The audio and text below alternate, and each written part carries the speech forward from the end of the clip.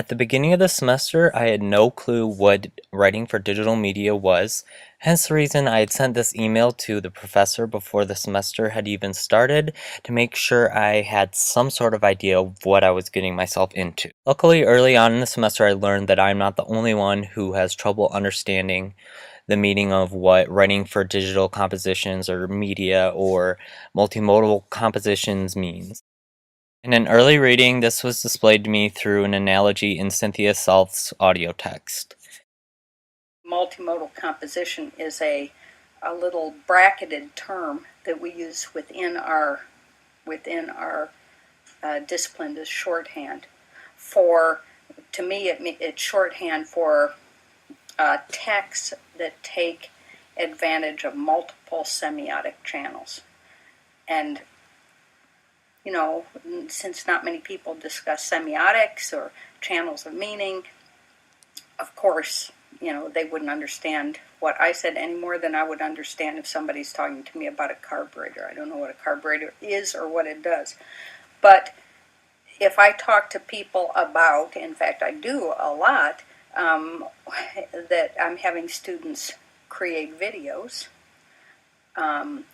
if I talk to them about students writing scripts, if I talk to them about students doing audio essays, if I talk to them about students doing web pages, podcasts, not a problem in the world. After grasping that digital media doesn't need to be as complicated as creating a carburetor, it really just took experience to figure out what it is all about. In one of our beginning composing comments, I chose to use a photo editor that I was familiar with and took a quote from writer-designer to explain what digital media writing can mean.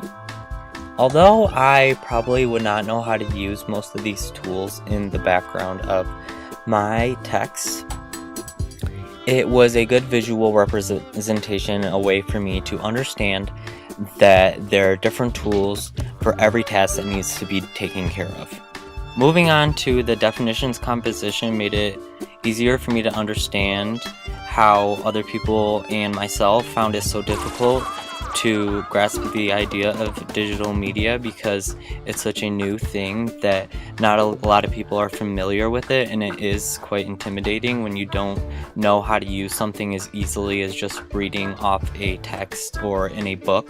But in the end, once I got a grasp of Tumblr and was able to figure out how to use it in a productive way to display my message, it ended up making a composition that was a lot easier to understand for me and for, I think, an audience to understand what digital media writing is.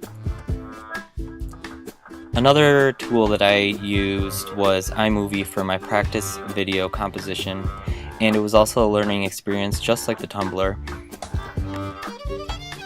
But I'm glad I got to practice this. As you can see, I used a lot of transitions, a lot of different random tools in iMovie to make this random duck video that didn't really even have a direct message, but it helped me to be able to compose for my final projects. By the time I got to the video composition, I already felt pretty comfortable with iMovie at this point, and I was able to focus a lot more on my audience and what I wanted my message to be. And just like anything else in life, it takes practice to be able to learn how to do something. Just like when we were younger, we had to learn how to practice our writing through pen and paper and typing our essays on Microsoft Word in Roman numeral, 12-point font, MLA, and APA format. The great thing about writing for digital media, though, is that it's focusing on the new. For some reason, with my comm degree, I've had to take so many writing courses, it's ridiculous, and I really am not a fan of writing. So I was really worried about taking 2 writing classes in my final semester.